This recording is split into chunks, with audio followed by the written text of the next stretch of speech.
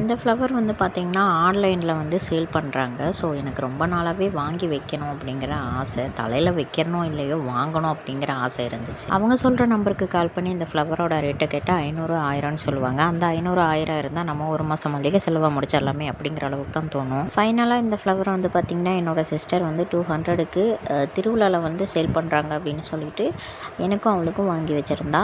2 பேரும் ஷேர் பண்ணி நாங்கள் எடுத்துட்டோம். இதோட ப்ரைஸ் ஆன்லைனில் வந்து பார்த்திங்கன்னா 500 1000.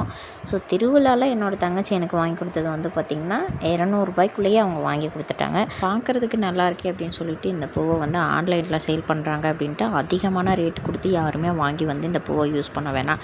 அந்த ரேட்டுக்கு வந்து நம்ம ஒரிஜினல் பூவே வாங்கி வச்சுக்கலாம். என்னோடய வீடியோ உங்களுக்கு பிடிச்சிருந்துச்சி அப்படின்னா லைக் பண்ணி ஷேர் பண்ணி கமெண்ட் பண்ணுங்கள். மறக்காமல் சப்ஸ்கிரைப் பண்ணி சப்போர்ட் பண்ணுங்கள் ஃப்ரெண்ட்ஸ். தேங்க்யூ ஃபார் வாட்சிங்.